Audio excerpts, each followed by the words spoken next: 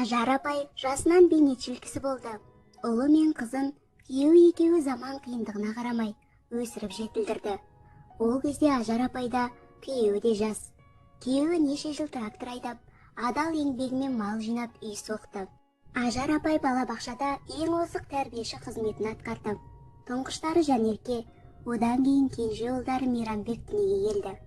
Жанеркені анасы ерте жасынан балабақшаға берді. Ата-енесі Мейрамбекті 5 жасқа дейін бағып қақты. Ата-әже қолында өскен ұл, ерке, айтқанынан қайтпайтын қырсық мінездеді. Тек әкесінің қабағынан сескеніп, әкесі жоқта анасын тыңдағысы да келмейтін.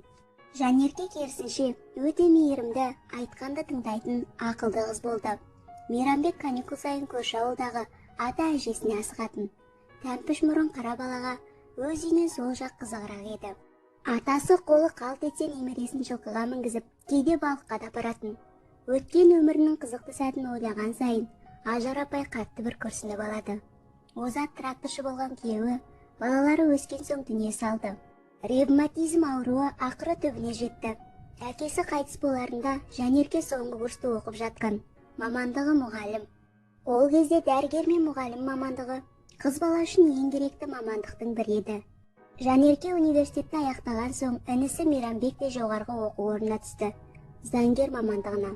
Әкесінің жинап кеткен малдары ұлы мен қызының оқуын ақтады. Жанерке өз ауылына мұғалім болып жұмысқа орналасты. Қызы қасында болғаны анасының да көңіліне демеу. Ажар апай зейнетке шыққалы үй шаруасымен айналысып, бос уақытында журнал кітаптарға үңіледі. Марқұм шалы қарапайым тракторист болса да, көзі ашық, көкірегі ояу жан болатын. Кітаптарға құмартып, бір жерден кітап көрсе сатып алып, сөресіне сақтап қоятын. Енді шалының естелігін Ажар апай сарымайдай сақтап келеді. Ауылға ұстаз болып келген Жанеркеге талай жігіттің көзі түсіп, тіпті кейбір пысықтары қызға сөз салып та үлгерді. Жанерке тұрмыс құруға мүлде асықпады.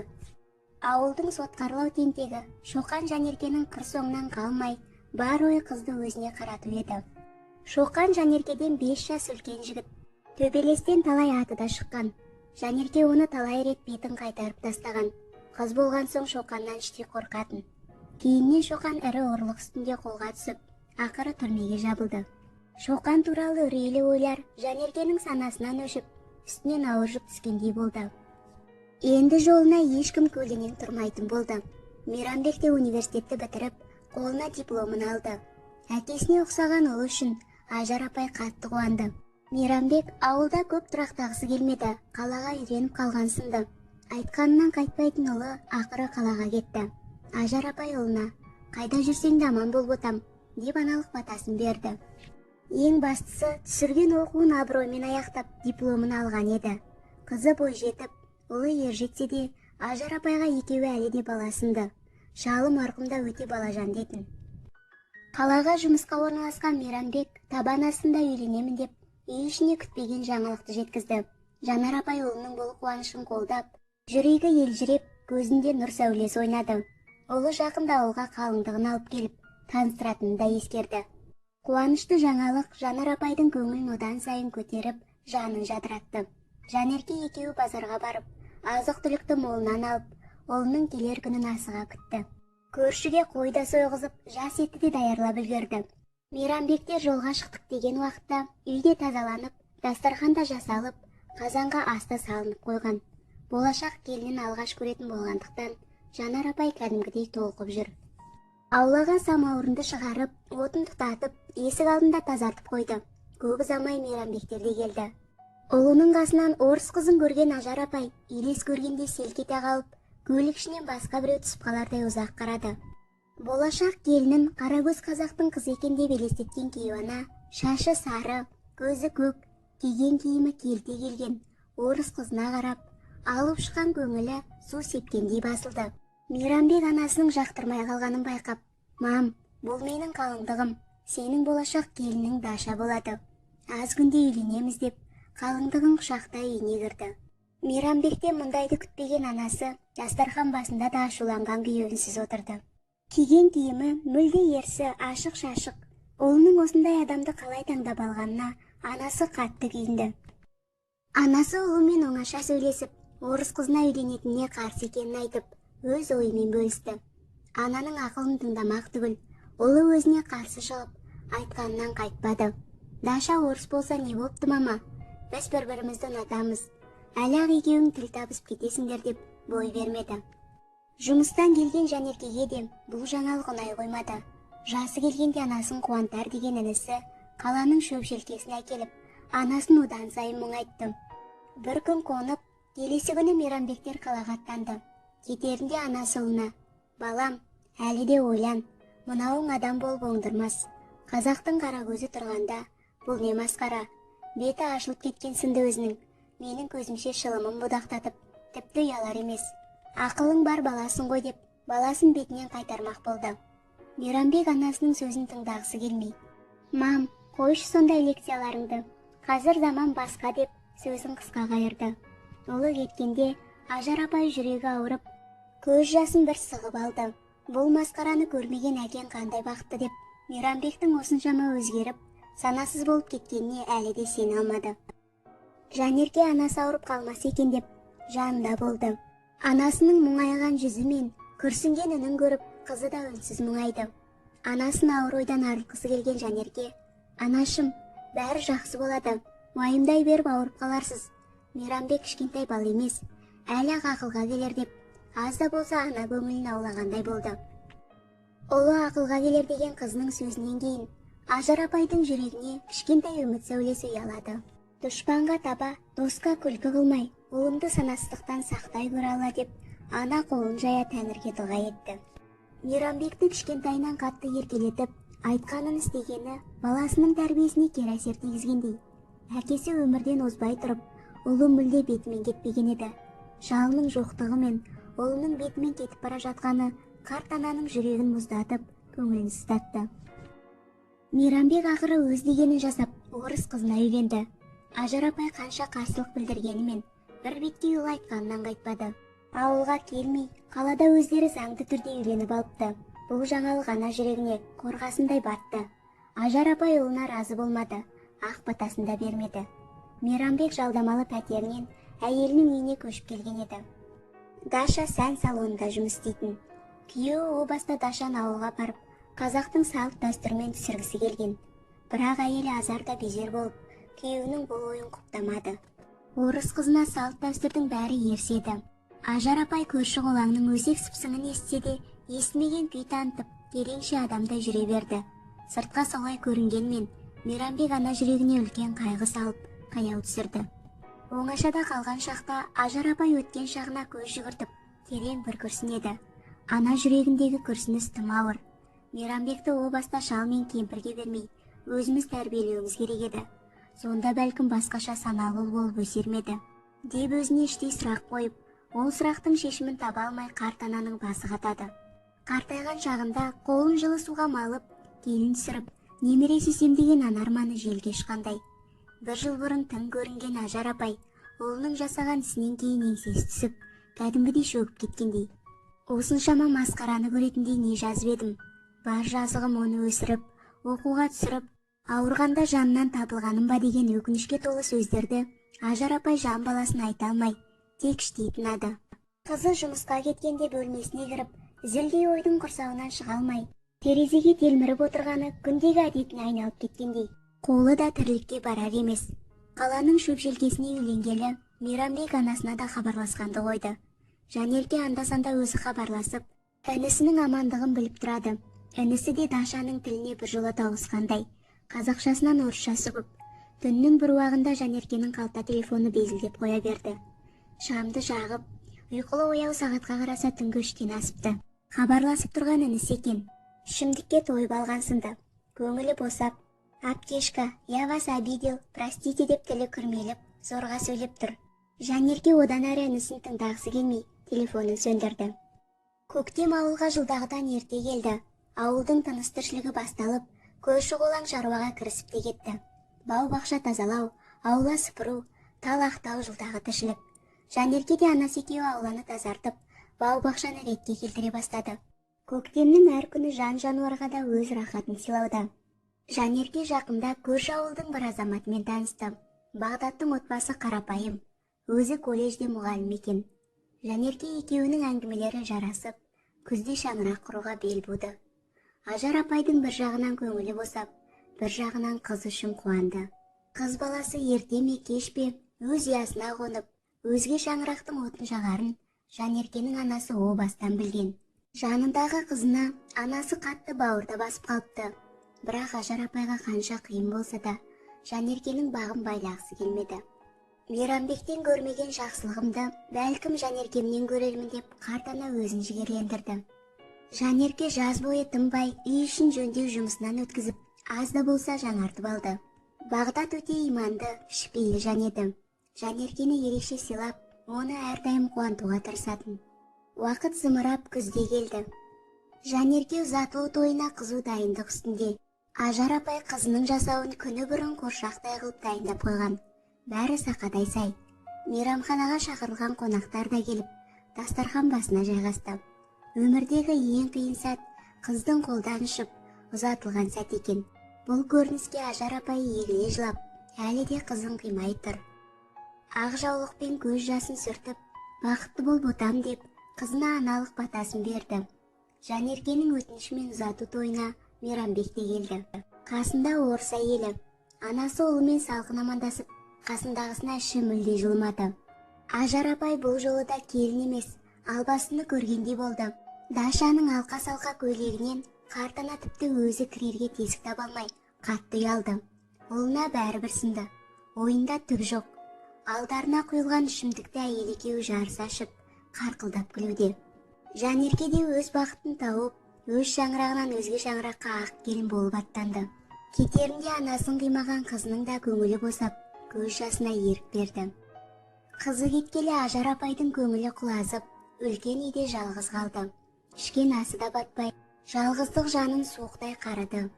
Жанерке анасына жиі келуге тырысатын.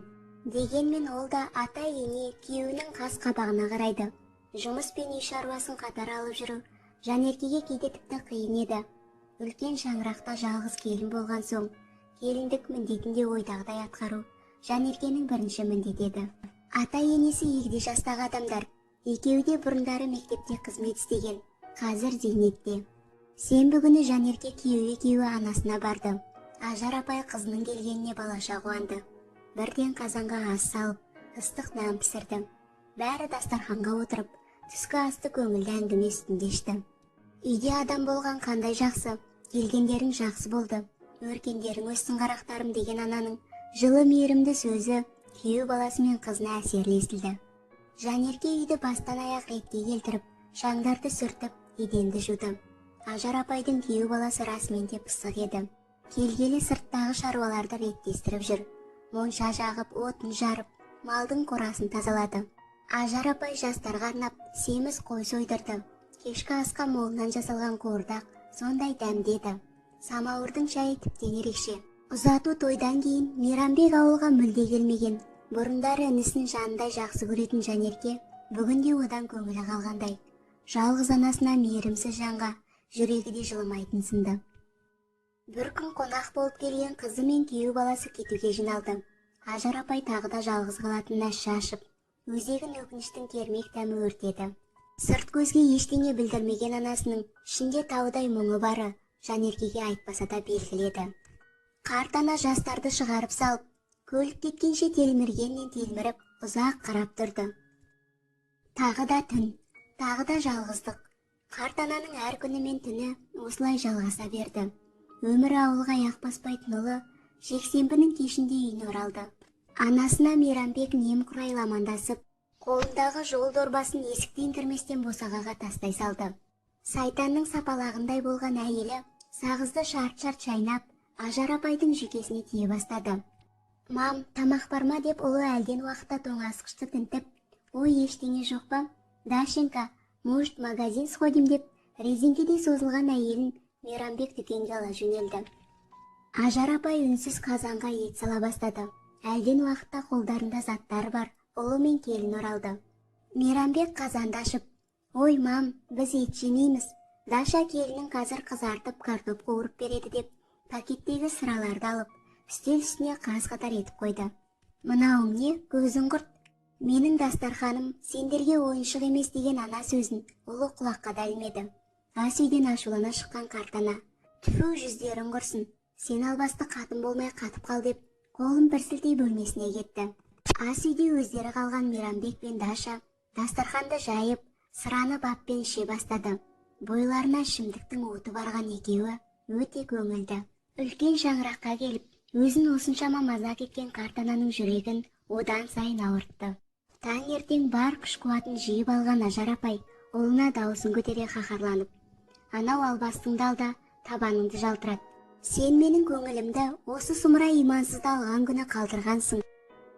Сендей ұлдың барынан жоғы деген ананың жанары жасқа толды. Мейрамбек көзін уқалай: "Мам, сонша ашуланып саған не болды? Біз онсыз да кетеміз. Жұмыс уже ертең" деп есінеген ұлы ас үйге кірді. Бұлар кетерде Ажар апай бөлмесінде бүктісіп жатқан. Ауладағы оталған көліктің дауысын естіген ана: "Сорыма туған сорлы" деп жайлап орнынан тұрды. Жанерке тап-тұйнақтай жинап кеткен үйдің іші астан-кестең. Жуылмаған ыдыстар мен шашылған сыраның бөтелкелерін қарт ана өзі жинай бастады. Бірнеше күннен кейін Жанерке анасына келіп, болған жайды естіп қаны басына шапты. "Анашым, неге бірден хабарласпадыңыз? Жетіп келер едім ғой. Ол сұмырайларға сізді басындырмай" деп ашулана інісіне қоңырау шалды. Мейрамбектің телефоны әдет бойынша сөндірулі. Жанеркенің аяғы ауырлағалы бұрыннан да құлпыра түсті. Жастар көп ұзамай ата-ана болатыны расымен де бақытты. Ажар апайды алғаш рет немерелі болатынын естіген күні-ақ жүрегі жарылардай қуанған. Жанеркенің тәбеті үй асына онша батпай, көбіне күйеуінен сырттан тамақ алдырып ішті. Көрші келіншек Балқадиша апай да Жанеркеге үнемі дәмді асының жартысына келіп тұрды.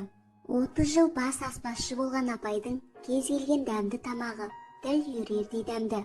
Жанеркенің жерғасының бірі Балқадиша апайдың егеспес еді. Декреттік демалысқа шыққалы Жанеркені күйеуі көрші ауылдағы анасына жиі апарып тұрды. Мейрамбек өткен жолғыдан кейін ауылға төбесін көрсетпеді. Қарт ананың қолдағы малдарының да күннен күнге күтімі Ажар апай үшін ауырлай түсті. Малды жайғау, суару, ол да бір мехнаты көп тіршілік еді. Анасы қызымен күйеу баласымен ақылдаса келе, қолдағы бар ірі қарасы мен ұсақ малдарын көрші ауылға жіберді. Күйеу баласы бір жағынан малға да жақын. Қолдағы малдарын жібергелі Ажар апайдың арқасынан ауыр жүк түскендей болды. Ендігі ермегі есік алдындағы бақша мен тауықтар еді.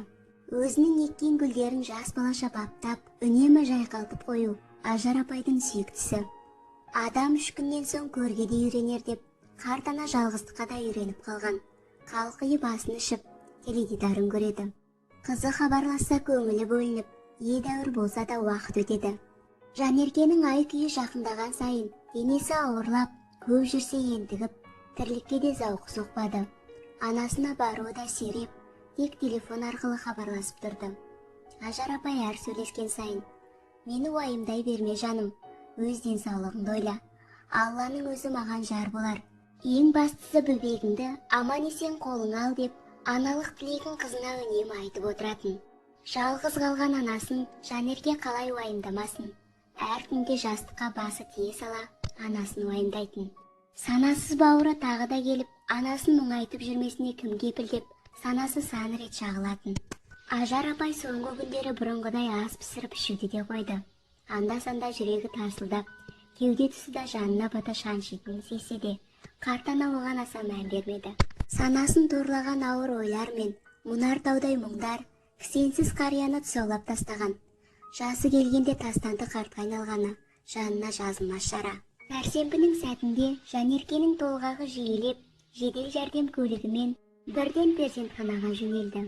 Қызының перзентханаға кеткенін естіген қарт ана Алладан оның амандығын тілеп, көзі де ілініп кетті. Түсіне шалы кіріпті. Үлкен жасыл алқаптың ортасында ақ киініп, жадырай күліп, бұған қиыла қарап тұр екен. Кенет суға батып бара жатқан Мейрамбекті көрген анасы оны шығармақ болып бұрыла бергенде, шалы Ажар апайды сүйреп, жасыл алқапқа ала жөнеліпті. Ұлы суға батып бара жатса да, әкесі қабақ шытып, кемпірі екеуі ақ боз атқа мінген күйі белгісіз жаққа шауып, көзден таса болыпты. Денесі бастырылып қалған қарт ана ояна сала тілін кәлимаға келтірді. Бұл сәтте ананың тынысы тарылып, жүрегі алынып, бойынан күш қуатты кеткен еді. Үстел үстіндегі телефонға жете алмай, көзіне соңғы сәуле жалт етіп, қайта сөнді. Қарт ананың осы сәтте жүрегі тоқтап, соңғы демі де үзілді. Жанерге 9 сағаттық ауыр толғақтан соң өмірге қыз әкелді. Дүниеден қарт озып, дүниеге нәресте келді.